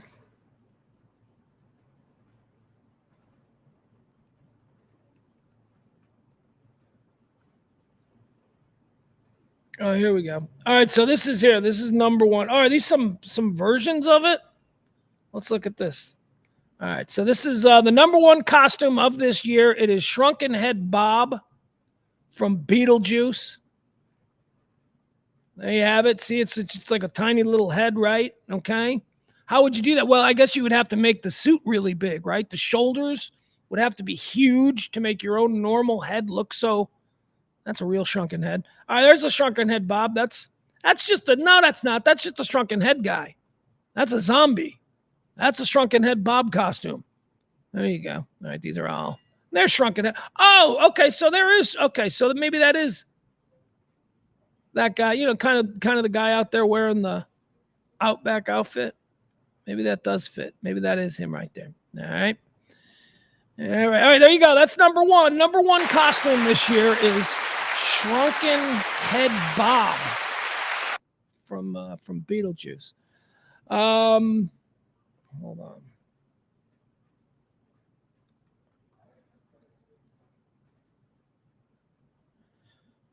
Is this number 2 now? Yeah. Okay. Here you go. So here you go. Number 2. The number 2 costume for 2024. Here you go. Boom. You knew she was going to make it. It's Ray Gun. That's right. Shrunken Head Bob is number 1 from Beetlejuice. The number 2 costume this year is Ray Gun, the breakdancer, the Australian breakdancer. Can I just, it wasn't in the script. I wasn't planning on saying this. You guys, pull yourself close. Look at that picture of Ray Gun. You guys, is Ray Gun hot? Is Ray Gun hot? I think Ray Gun might be hot. I mean, weird, right? Like did we ever get to the bottom of this? Did Ray Gun think that was all right? Or was Ray Gun doing a bit? Like, does Ray Gun actually think like, I am a legit breakdancer? Or like, is she delusional like Michael Scott? is my point. Michael Scott from The Office. Is she delusional like Michael Scott, or is she doing a bit? Because if she's doing a bit, she's hot as hell. But if she's delusional like Michael Scott, and she's not. She is not. All right, there you go. Number one, the number one costume is, of course, Shrunken Head Bob from Beetlejuice. Number two is Ray Gun, the Australian breakdancer. There you go. Looks like an easy costume. I know my friend's wife is going as Ray Gun. That's very good. Now, the third one, all right, the number three. This one I do not know. I don't even get the reference. It's another reminder that I am old. Hold on. What is this person's name?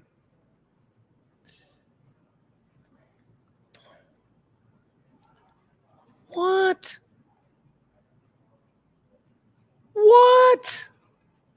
Guys, hold on. Well, okay. So I guess this is just me. I guess I don't have kids. I guess I don't know. All right, here you go. The number three costume. Number one is Shrunken Head Bob from Beetlejuice. Number two is Ray Gun, the Australian breakdancer. And number three is this Catnap. Who's Catnap? What is Catnap? There you go. Let's bring this up. Do you guys know what Catnap is? I guess it's a kid's thing, which makes me feel better because I just don't have kids. It's not that I'm not cool. It's that I'm not up on 2024 kids television characters or cartoon characters. Anyway, there you have it. Catnap. There you go. All right. Catnap is the number three most popular costume this year. So there you go. You got three most popular ones. Got your Shrunken Head Bob from Beetlejuice. You got your Ray Gun from Australia breakdancing. And then you got Catnap. I have no idea the origin story there. All right. What are the most popular candies of Halloween? What are the most popular candies? I'm pretty traditional when it comes to the Halloween candies. Like I consider like it's a real score if you get Reese's Peanut Butter Cups, M&Ms, Hershey bars. Those are the best ones, in my opinion. Right? Those are like quality candies. But who knows? Maybe you out there, you disagree with me. The most popular candy among everybody that was polled, everybody in the universe was polled. Did you answer the phone when they called? Everyone in the universe was polled. The most popular candy with a consensus 36% of people. 36% of people, when asked what their favorite candy on Halloween was, said Reese's Pieces. Reese's Pieces is number one with 36%. And folks, it ain't even close. It ain't even close. Number two is Snickers. Snickers is at 18%. Reese's Pieces is at 36%. Snickers is at 18%. Number three most popular, M&Ms. M&Ms. Yeah, you can't keep the M&Ms down. The M&Ms are perfect. Perfect candy. Interesting story here about Reese's Pieces and M&Ms. Do you know that there shouldn't even be such a thing as Reese's Pieces? Reese's Pieces should not be an item. They were only introduced in the 1980s. They weren't around in the 70s. You had Reese's Peanut Butter Cups, and that's it. Reese's Pieces, as we know them today, the things that kind of look like M&Ms, they did not exist. Why do Reese's Pieces exist? Because the movie E.T. had a deal with Reese's, and they wanted to use M&Ms. The original script called for E.T. to be like obsessed with M&Ms and not Reese's Pieces. But Reese's was like, well, actually, you know what? We've been developing this kind of side thing that's kind of like M&Ms, and we call them Reese's Pieces. Why don't we use those in the movies instead of M&Ms? So there you have it. And that's why Reese's Pieces became so big, because of the movie E.T. They were created because M&M's was like, yeah, we don't want to be involved in that. M&M was not involved. Reese's Pieces got involved, and now Reese's Pieces are the number one most popular candy. Number three is M&M's. Number two, Snickers. Can't go wrong with a Snickers. Yeah, Snickers is just like, that's just solid candy making right there. Yeah, you can have a problem. Your problem with Snickers could be, and I'll accept this, that there's just too much going on there. I'd accept that, because there's a lot going on with the Snickers. You got your milk chocolate, you got your caramel, you got peanuts, you got a nougat. We've got to get in. We've got to have a whole sidebar conversation about what nougat is and what all the shit is that goes into that to make it so delicious. It is good. Snickers bar is good. All right, now, another Halloween fun fact. Here's going to be the last Halloween fun fact. We've done the top costumes. We've done the most popular candies. And now we're going to talk about us. We the sheeple, if you will. Americans, percentage of Americans who believe in ghosts. Now, this is being compared with the same poll that was taken in 1979. So in 1979, they asked a whole bunch of people here in America, do you believe in ghosts? And they asked a whole bunch of people here in America in 2024, do you believe in ghosts? So what do you think? Do you think more people in 2024 believe in ghosts than did in 1979? Or do you think more people in 79, those stupid before internet people, do you think they, or maybe then the internet? Well, there's a lot of ghost videos on the internet. I don't know. What do you think? I would have hoped that the number would have gone down. I think that I think a good solid indication that society is evolving is that mythology and superstition and paranormal type stuff tend to decrease within the popular mainstream. I would think that's a sign of a society that's evolving properly. So I would hope that the number would go down from 1979. It didn't. It skyrocketed up. Like when, in 1979, only 11% of Americans believed in ghosts. 39% of Americans now believe in ghosts. 1979, 11% of people. 1979, those people fought World War II. Those people went through the Great Depression. Those people went through the civil rights struggle in the 1960s. Those people who were asked this question in 1979 had actually seen some real shit. They didn't spend half their day online looking at weird videos. Maybe Bigfoot is real. God damn, the internet has made us dumber. 2024, 39% of people believe in ghosts. Now, I don't want to, I believe in ghosts. A lot of baggage comes with that word when we apply the word ghosts. I don't know what. Do I believe in ghosts? I don't know. I believe in energy. I believe that what we have always called, what some people call the soul, what other people refer to as the spark of life, whatever it is, if you've ever seen a dead body, if you've ever seen a corpse, you've ever seen a body that is absent the spark of life, doesn't look the same. It's completely different. There is something, there is some energy that creates this spark, that creates this thing. It ain't just a heart pumping and blood moving through veins. There is something else there. And the fact that we don't know what it is doesn't mean it doesn't exist. It just means that whatever time we exist here in the whole human spectrum, we don't have that answer yet. Hell, if we lived 100 years ago, there were plenty of shit we didn't have the answers for back then. So I'm okay with that. So do I believe in ghosts? I believe that the human body possesses an energy that we don't understand. Does it go somewhere else? Does it bounce around? Does it manifest itself in other ways? I don't know. And neither do you. So maybe. All right, let's keep going here. There's some political art that's popping up in Washington, D.C. It's mysterious popular art. It's popping up. It's kind of like a Banksy thing, except it's not a Banksy in that it's just popping up and nobody knows who's doing it. But this is all kinds of weird, like commemorative January 6th stuff. Like, for instance, here, I'll show you this one. Here's a picture. So here's an example of some of the weird Washington, D.C. art that has been popping up. So this here is apparently Pelosi's desk with a big thing of poop on it. We're in January. So this thing just popped up, and it looks like, looks pretty nice. It's bronze. What do you mean just popped up? You get your car stolen on a street, and you can watch stoplight camera footage of your car being driven away for the next 10 miles. You're telling me we can't see video of dudes in a pickup truck pulling up at 3 o'clock in the morning and putting this out there? We don't know who's doing this. It says here it started with the poop desk. An unusual bronze sculpture appeared on the National Mall in Washington last week, a replica of former House Speaker Nancy Pelosi's desk, topped with her nameplate, a landline phone, Post-it notes, file folders, and a perfectly swirled pile of feces. This memorial honors the brave men and women who broke into the United States Capitol on January 6, 2021, to loot, urinate, and defecate throughout those hallowed halls in order to overturn an election, reads the plaque on the pedestal below.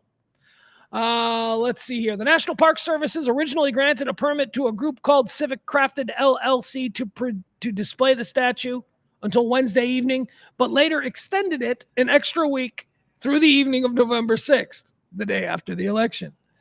According to the permit shared with NPR, the statue is called the Resolute Desk and is meant to represent the heart of democracy.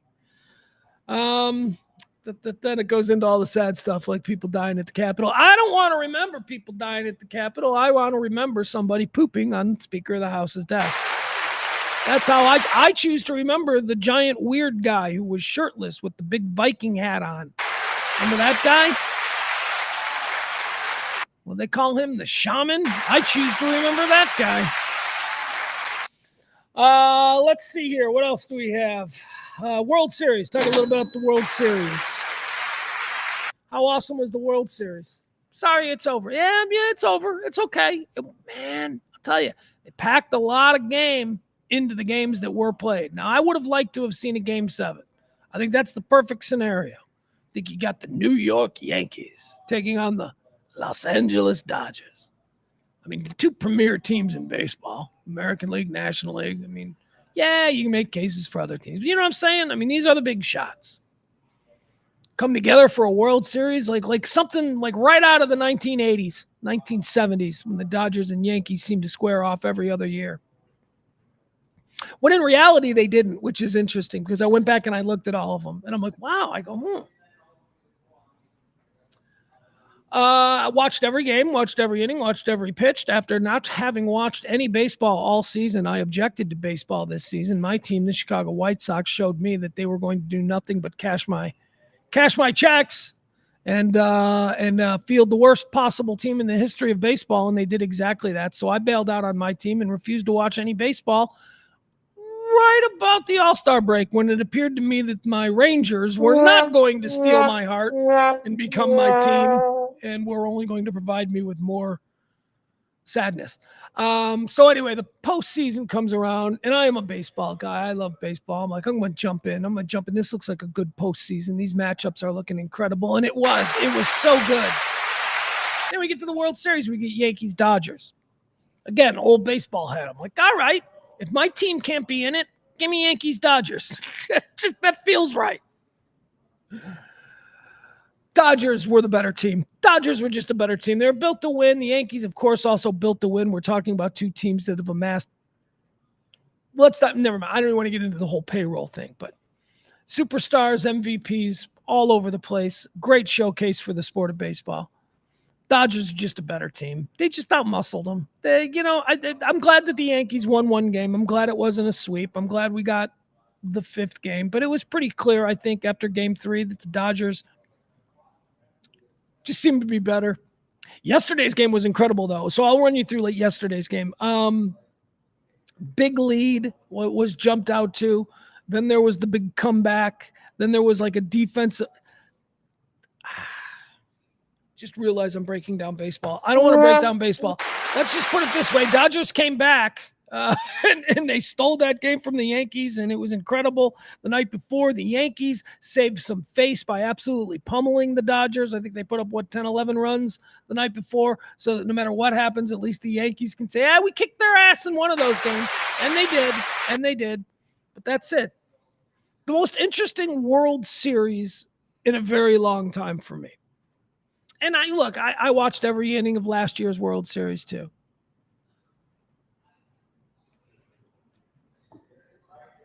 Although here's a problem. Sitting here right now, I don't remember who the Rangers played last year. That's how memorable the Rangers were. Diamondbacks, right? Okay, there you go, Diamondbacks. Rangers, Diamondbacks. I'm sorry, but nobody is ever going to remember that World Series. They'll remember Yankees, Dodgers. That's easy. Everybody remembers Yankees, Dodgers. But yeah, don't feel bad. My White Sox beat the Houston Astros in 2005, and ESPN did a retrospective of all the World Series a couple of years ago, and they totally forgot to even mention ours. We weren't even listed. They skipped over 2005. So, look, Yankees and Dodgers, they're the rich kids. But it was a great baseball season. So good for baseball, good for Major League Baseball. As I say, it's a dying sport, but it's going down swinging, and there we go. All right. What else do we have here? Here's a story. Here's the story. Okay, that's right. I wanted to mention this story. This comes to us from, where is it? Just makes you shake your head. Oh, it's Canada. Okay, so I can't be that mad at them because they're Canadians, and we all know that Canadians are stupid. Canadians are stupid. They're stupid, nice people. They're nice people, stupid, though. Not quick. You know what I mean? Funny. Some Canadians are very funny.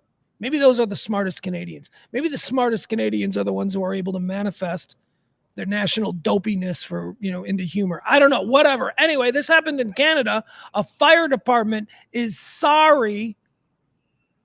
They had a Halloween party last weekend. They're sorry. Yeah, somebody did something. First of all, can I just say, I have a bunch of friends who are firemen. Some of my closest friends, some of my oldest friends are firemen. Firemen are stupid. I say this to them all the time. I go, you guys are stupid. You guys are stupid. You're the only people who are willing to run into a burning building. That's like something, you're like, my job today, I'm going to run into it. Doesn't mean, look, you're heroic. Absolutely. You're men's men. You're all good dudes. I'd be with each and every one of you in a foxhole, but you're stupid. The building's on fire. Why are you running into it? All right, so we've established that baseline. So Halloween party up there that has the firemen apologizing. What do you think happened? What do you think? Blackface? Something like that? Yeah, maybe. No, a whole bunch of these firemen dressed up as Ku Klux Klan members. That's what they're apologizing for. Oh, it's crazy. See what I mean about stupid? That's like a costume that a stupid person would be involved in. There was like 5 of them, I think, and they all showed up. So it was 5 individual people who all went, yeah, let's make this really stupid mistake that's going to totally haunt us. You're firemen. You're fucking firemen. You can't, this will be hysterical. So like one person said, we should go as Klan members. And then like the other 4 were like, yeah, I see no problem with that. Let's do that, man. That'd be hysterical. So 4 of these fucking idiots. Like, I know each and every one of you. I swear to God, I know each and every one of you in the chat room right now, if you were in that room and one of your coworkers said, we should all dress like Klan members, I know that each and every one of you would be like, yeah, go ahead, you guys do that. Fucking idiots. You guys do it. I want to see how it goes over. Every one of you would have that sort of position on this. Not these fucking 4 firemen. They're like, let's do it. 4 people were seen wearing white sheets with pointed hoods in a photo shared to social media over the weekend. A Canadian fire department had to deny allegations of racism and apologize after images circulated of individuals who attended the department's Halloween party dressed as members of the KKK. 4 people said to be unaffiliated with the fire department were seen wearing white sheets. Oh, so now they're saying these guys weren't even firemen. Unaffiliated. 4 people, well, they show up at your party, they don't have any right to be there, and then they do something like this. How about you don't let the people you don't know dressed as the Klan members into the party? How about they don't get in? Problem solved. Hey, there's a bunch of people we don't know dressed as Ku Klux Klan members. They let them in. Deputy Fire Chief Wade Guthrow of the North Sydney Firefighters Club wrote in a Facebook post following the incident that the incident, quote, is not who we are or what we stand for. Let me show you the picture. Here's the picture that's got everybody upset. And then we're going to talk about this. I want to talk a little bit about what this means. Because everybody jumps to the absolute worst thing. Here you go. So here's a picture. There you go. You see them? Oh, they're having fun. I don't know how big you can make it on your end. But, oh, they're having fun. They're dancing. One guy's flexing. Bunch of dudes show up. If I was at a party and a bunch of dudes showed up dressed as Klan members, I'd be like, I'm at the wrong fucking party. Because the sense of humor in this room is fucking lame. It's like very strange. Anyway, let me ask you this question. Here's a question, because this is the hysteria that comes from this. Should there be hysteria from this? No, there shouldn't be hysteria. There's a bunch of stupid people in rural Canada, a bunch of rural Canada firefighters. The only reason getting ginned up is because somebody shared this on social media, and now we have the ability to become all ginned up by the behavior of a bunch of rural Canadian firemen. We didn't have this 30 years ago, but now we can be all upset by this. So let me ask you a question. These four guys that we're seeing here in this picture, are these four guys racists? Because, racist firefighters, you can't wear that because wearing that is racist. That makes you a racist. I don't think you can answer that question. Are they racist? We don't know. I don't know if they're racist. I know that they're dressed like Klan members. Does dressing like a Klan member make you racist? No, it doesn't. Joining the Klan and attending meetings in the uniform and going to marches in the uniform makes you racist. But it's Halloween. It's a costume. You're dressing like a Klan member. Now, unless you got this out of your personal collection of Klan robes, I'm assuming that you're just doing a bit. So no, I cannot extrapolate from what we know here that these people are racists and should have their lives ruined. However, and we've already covered this ground, what I can extrapolate is that you motherfuckers are dumb as dirt. You guys are just big dumb guys. I'm dumb. I'm stupid. So chances are you do have some racist leanings. But I don't know that just showing up dressed as a Klan member makes you a racist. Joining the Klan and being a part of that whole thing makes you a racist, absolutely. Finding Klan satire is what we'll call this, Klan satire. Finding Klan satire funny or even fertile ground for your comedic sensibilities, that just makes you a dumbass. You're just a dumbass. You're not a racist. We do this again with Tony Hinchcliffe. Is Tony Hinchcliffe a racist? I don't know. I do know that he's a comedian, and therefore anything that he says shouldn't be taken as any sort of evidence of how we're going to define him. He's a comedian trying to be funny.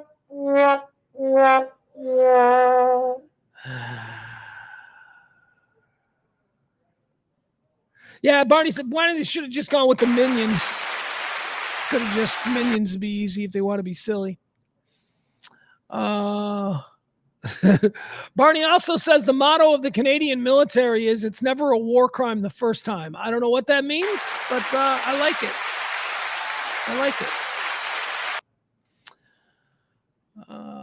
Yeah, Jeff brings up a good example. It's just like when Harry dressed as a Nazi. Prince Harry went to a party dressed in a Nazi officer's uniform. It's about 20 years ago, probably now. And the world was like, Harry's a Nazi. We always knew that the family were... No, Harry's not a Nazi. Harry's just a dumb kid who doesn't have a reasonable sense of history and what it means. And, because you're a dumb kid, you're just trying to be funny. You're trying to be shocking, trying to be provocative. Didn't make Harry a racist. Harry might be a racist, but there is nothing from that instance that we can say, yeah, that's racist. No, he's dressed like a racist.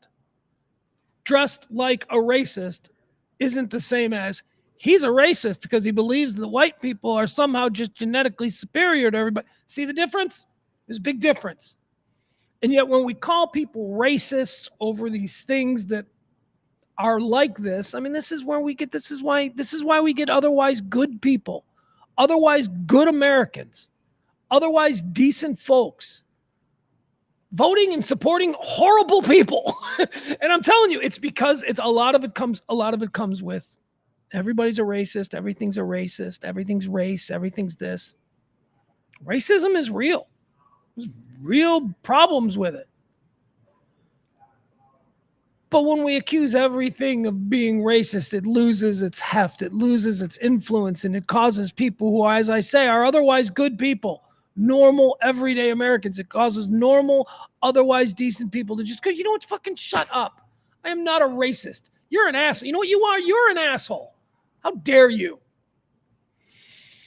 So I don't know. So we got a bunch of firemen there. They're apologizing, and they're saying that they're not racist, although the fire chief of the place where this party occurred said that they weren't firemen from our fire department. Apparently, they're from a different fire department, and they showed up dressed as Klan members, and now apparently everybody wants the whole fire department fired because this is obviously now that the fire department are racists. The only thing that's obvious is that they're dummies, that there are dumb guys who thought that would be funny and that nobody thought there would be any blowback the next day. Oh, I'm sure this will be fine. People forget we went as Klan members in 2024. We got a new oldest person in North America. Her name is Naomi Whitehead. She's 114 years old, 114 years young. Look at her. Gorgeous little darling. I'm not even going to show you a picture of her. Just picture a raisin in a sun hat. And there you go. That's a 114-year-old Pennsylvania woman, Naomi Whitehead. She only recently became the oldest person in North America at 114 years old, after Elizabeth Francis of Texas. No, we had a girl right here. We had the oldest lady right here. Elizabeth Francis of Texas died on October 22nd. Whitehead, who said she never smoked or drank alcohol, was born in September of 1910. A long time ago. On a farm in Georgia, and has outlived her longtime husband and their 3 sons. She has credited her longevity to good genes and enjoying various activities such as cooking, baking, drawing, and listening to music. She never drank, she never smoked, she never did any of that. A lot of these stories, you get to like a 110-year-old woman and she's like, and I did it by drinking a bottle of gin every day and smoking a pack of Marlboros. Sometimes you hear that. This time we did. All right, new oldest woman. You want to see her? I suppose you can see her. Why not? Why not? Make her happy. I think she's lying. I need to see a birth certificate. I'm a birther now on this woman. I don't think she's 114 years old. She doesn't look 114. Look at her right there. Look at her. You're gorgeous. You're gorgeous. She doesn't look 114. She looks 85. That's what she looks. She looks 85. She does not look 114.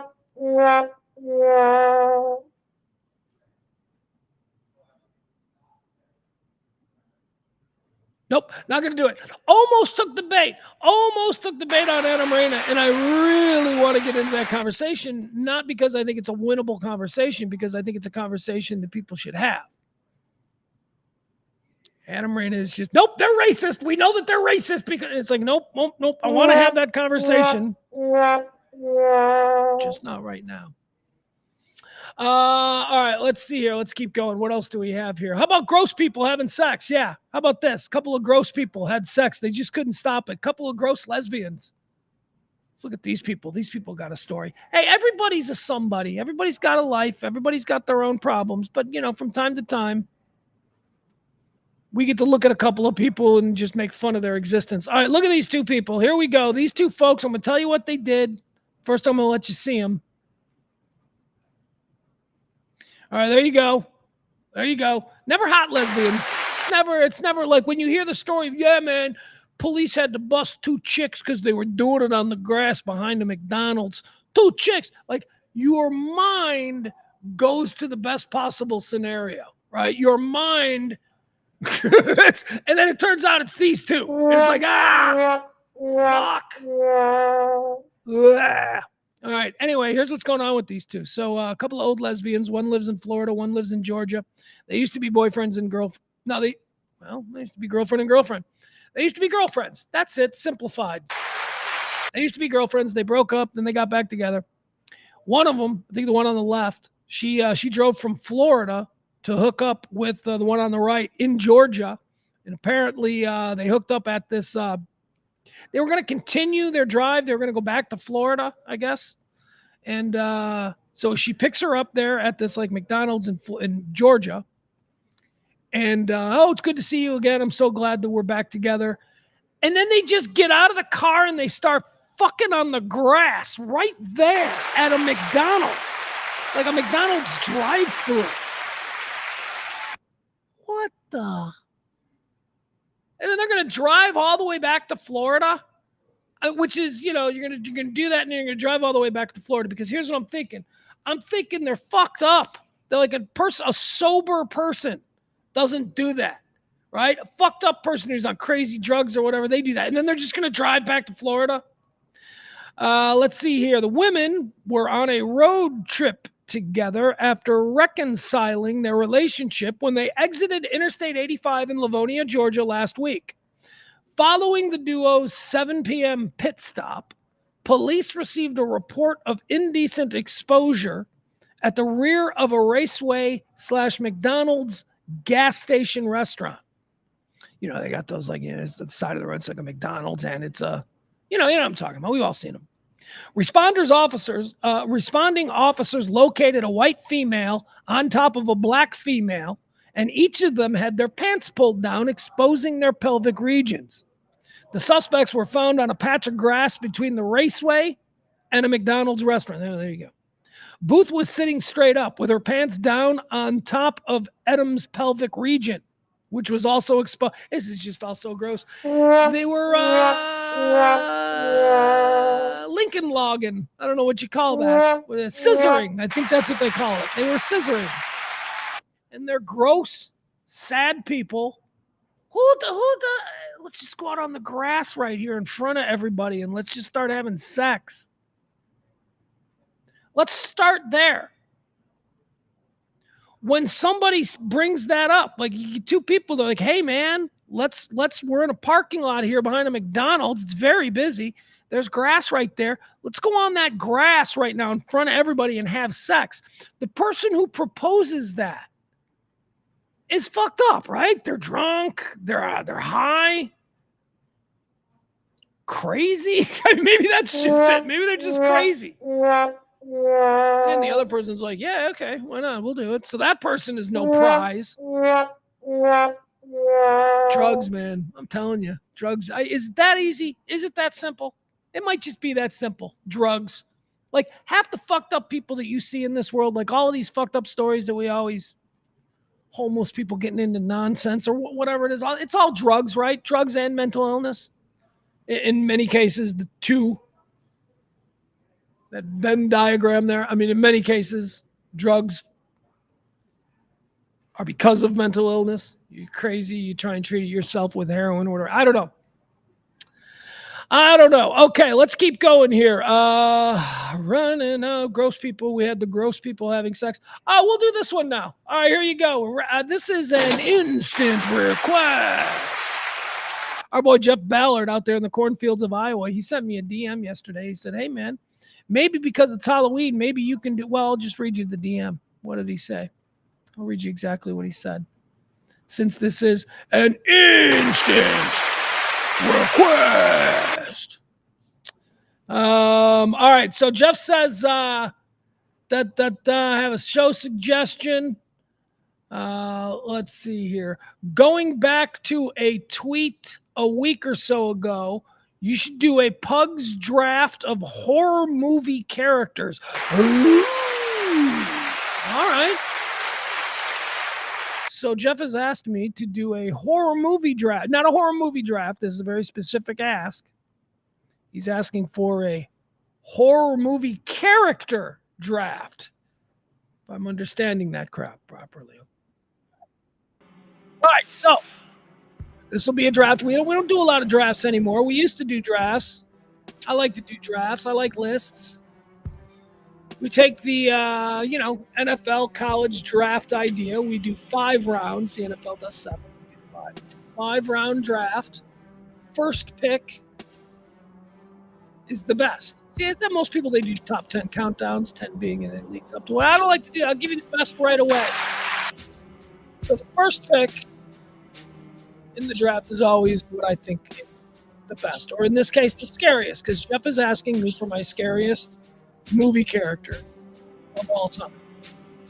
Okay. Is April just showing up? April's a really late night today. Had a crazy night at a McDonald's. Pug's going to need a refund. Got to pay a bonds. What did you do?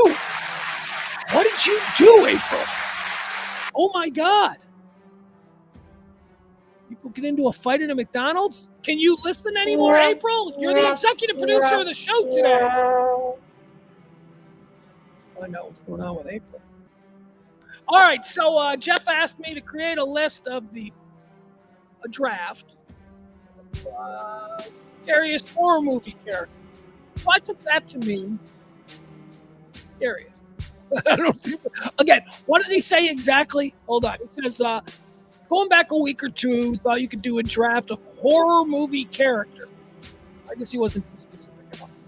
So these are the scariest here on Halloween. We're going to end the show with my draft, the scariest characters in movie history. All right, here we go. Number one is easy. Number one never changes. Number one I always cite first as the scariest stupid thing I ever saw in a stupid movie ever. Number one off the board, the first draft. Scariest characters in film history. I'm going with whatever the hell Karen Black was in Trilogy of Terror. Trilogy of Terror. Do people know Trilogy of Terror? Trilogy of Terror is Karen Black, who was already really scary looking. I was like 5 years old. She was in all the scary movies. That's her right there. She's on the phone. Karen Black was like the queen of horror movies. And there was this movie called Trilogy of Terror. It was 3 separate stories, okay? 3 different stories. I believe it was all the same cast. They were playing different characters, same actors. But it was 3 different stories, and they were all scary. And in one of the stories that you're seeing right here, this woman, Karen Black, received a voodoo doll from some African archaeologist or something. And the voodoo doll came alive in her house.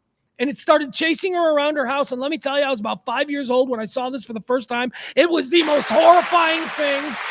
Oh, you think what? You think he's cute right there? You're like, look at him. He's a cute little doll. Is that what you think?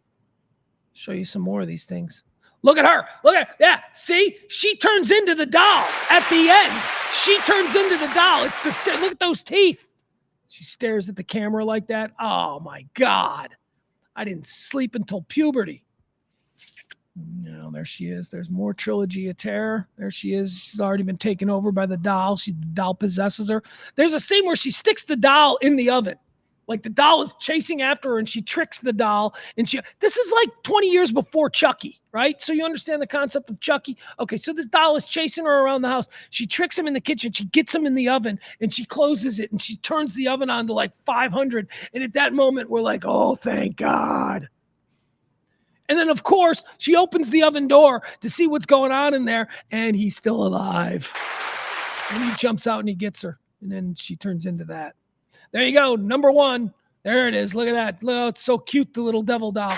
The Devil Doll and Karen Black from Trilogy of Terror is my all-time number one scariest movie character.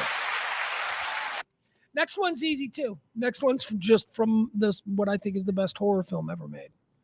Now, I don't know what you would use as your defining criteria for best horror film. I don't know. I use a lot. That's just got to be a good film, first and foremost. And secondly, I guess there may be movies that scared me more, but just none were made better. And that's The Shining. So if we were doing a list or a draft of what I think are the best horror films, The Shining is my number one draft pick. But we're doing characters here. So Jack Torrance. Character played by Jack Nicholson in The Shining is number 2 in my scariest movie characters draft. Scariest, this Halloween draft that we're doing here. Jack Torrance, here's Johnny. What's so great about the performances is that we get to watch him over the course of almost 3 hours devolve from who was kind of a shitty guy to begin with. Jack Torrance was kind of a shitty guy to begin with, but we watch him devolve into just murderous madness over the and just man, it's Nicholson. Anyway, there you go. Number 2 off the draft. Scariest characters in films for this Halloween. Number 1, Karen Black, Trilogy of Terror. Number 2, Jack Torrance, as played by Jack Nicholson in The Shining. Number 3, scariest, freakiest, whatever. This guy checks the box for freakiest. This is the freakiest guy. This guy, when I first saw this guy, I was probably 12. So I wasn't like a big scare. Yeah, I wasn't afraid of movies anymore. But I first saw this dude when I was about 12 years old. Oh, man. Another one of these nightmare juice kind of situations. We're talking about Reverend Kane from Poltergeist. Reverend Kane. Oh, this is the freakiest one. Remember him? Remember Reverend Kane? Reverend Kane was going door to door, knocking on people, the suburbs there in Poltergeist. He's going door to door, going, repent or burn in hell. He's like fire and brimstone preacher. Freaky looking. So weird. There he is. Look at him with the little girl. It's like, you repent, you're going to hell. He knew. Look at him there without a hat. He's all bald, looking like a crypt keeper. There he is. All right, number 3.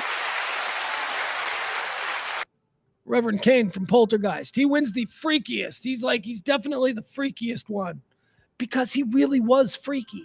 See, he wasn't wearing any prosthetics or weird, scary teeth or pointed ears. He really looked like that. That dude was just freaky looking.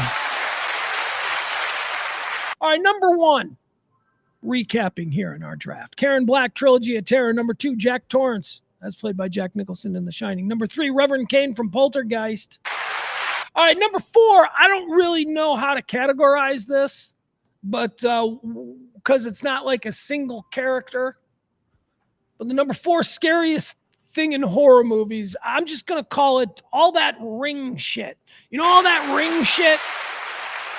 Like The Ring, that was like a kind of horror film that like we didn't see before. And suddenly like there's all these Ring type movies with like Korean water goblins and, you know, like the women, like the ghost zombie that like walks up the walls, like breaks her back, you know, like goes back. I can't handle that shit. I can't. My son tried to get me to watch some fucking Ring movie. It's like, it's The Ring 5, Dad. It's the best one. I'm like, no, it's not. And I'm watching it. I'm like, dude, I don't want to watch this anymore. He's like, why not? Are you scared? I'm like, I'm not scared. I'm scared. I don't like this shit. Korean ghosts are scary. Koreans do weird and that's what all that Ring stuff is. That's all weird Korean spooky stuff. I don't like it. I don't like any of it. It's number 4 off my draft board. Number 1 again, Karen Black. Number 2 was, of course, Jack Torrance. Did we go Jack Torrance? Yeah, number 2 is Jack Torrance from The Shining. Number 3 is Reverend Kane from Poltergeist. Number 4, scariest thing from horror movies, all that Ring stuff. And we got to be specific about a character, that chick who crawls out of the TV. You know what I'm talking about? She crawls out of the TV. Fuck that. Nope. That is weird. And number 5, I'll die on this hill. This is my number 2 favorite horror film of all time. Of course, I've told you The Shining is number 1. My number 2 favorite horror film of all time is a movie that I don't know that it gets the credit that it deserves. It was genre changing. I mean, my God. I mean, we take for granted everything that this movie did that now every other movie tries to replicate.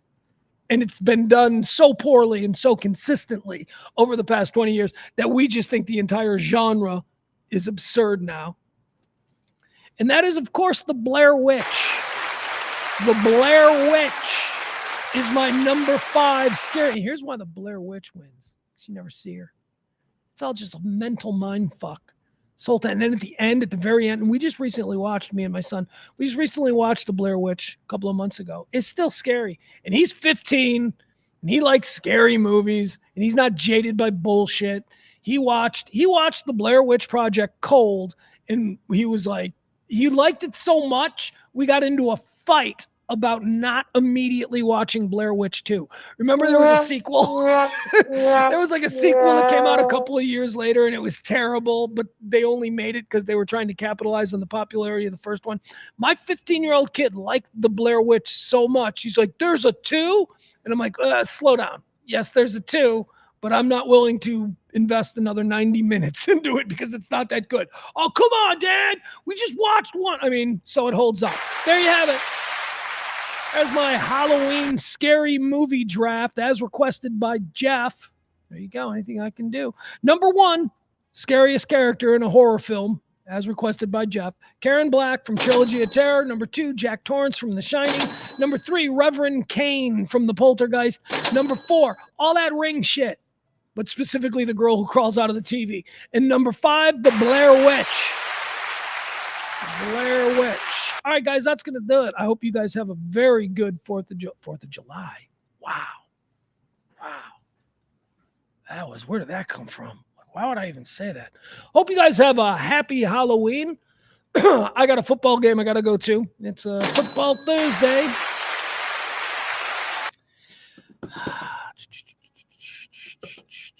Anything else that I need to mention? Oh, yeah, one more time, a big thank you to our executive producer of today's show, the lovely and talented April, who may or may not have been banned from a McDonald's. I got to go back and read through some of this. Maybe she told us a little bit about what's going on with her. There you go. Hold on. What happened? Oh, my. Did I screw this up? I did. Somehow I screwed this up. There we go. Hold on. Let me go back. Let me read some of these. I'm gonna go into the chat room.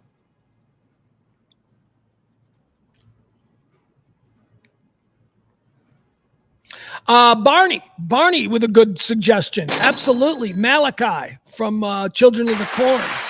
Yeah, Malachi was weird. That's right. Malachi would have been a good one. If I had gone deeper, like if I'd been allowed like a 7-rounder, I think Malachi might have made it. That's a good one. I was looking for ones like that because I just thought it would be too easy to go Freddy number 1, Michael Myers number 2, Jason number 3, Frankenstein number 4. You know, that would have been too easy. So I actually, Jeff, I hope you appreciate it. I actually put thought into it. All right. Kevin KB says, ever see The Manitou? A witch doctor gets reborn in the back hump of a woman and terrorizes a hospital. Freaky deadly as he emerges from her back. Yeah, Kevin, that sounds to me like it's in that genre of what's known as body horror, like where any like grotesque, like things ripping out and all that. And I think there's a place for it. That's not really my thing. I like psychological horror. Like I always say, like if you're gonna show me a movie and you're gonna present me a monster or a zombie or a mummy or a Frankenstein, it's a vampire. Ooh, how scary. If you're going to give me those, don't bother. You want to freak me out? Give me a serial killer. You want to freak me out? Give me like a deranged kid with unexplained powers. Yeah, that's the kind of shit. That's the kind of shit that I want to see. I'm not afraid of vampires. I ain't afraid of no ghosts, as they say. I like the weird psychological stuff. Well, I mean, like my list, right? I mean, Jack Torrance, The Shining. He's not a monster. He's just a normal person slowly being driven insane. Anywho.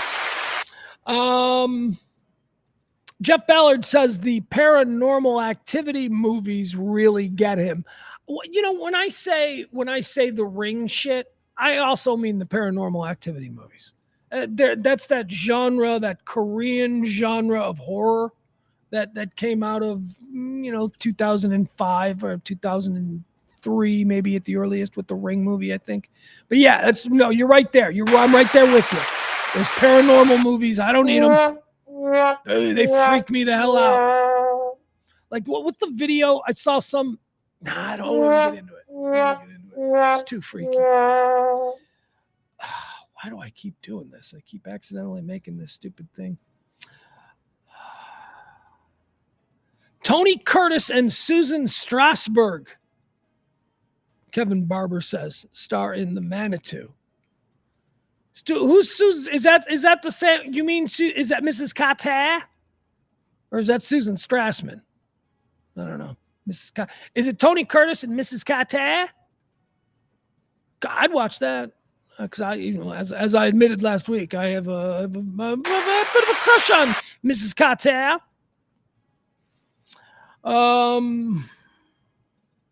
Hey, speaking of Welcome Back, Cotter, did you guys ever think that it was weird that Juan Epstein and Mr. Cotter kind of looked like father and son? Was that just me? I always thought that was kind of like Juan Epstein, anyway.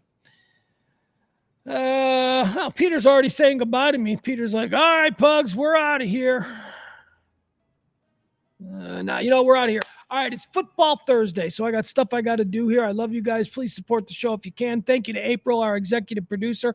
We'll put this up one more time, reminding you, as always, we are in the midst. It's a lot, that word, midst. You're in the midst of something. That word midst, a lot going on in the back end of that word. There's like a whole midst. I don't know. We are in the midst. It's a fun word to say, hard word to say. We're in the midst of a pledge drive week, so help out the show if you can. Be like April. Everybody should be like April and tip the show because, God damn it, we need help. Other than that, we'll be back tomorrow. I'll let you know how the game went. Not feeling great about the game today, you guys.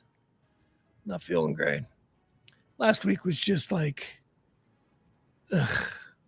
We'll see. All right. Love you guys. We'll be back tomorrow. Have a safe Halloween.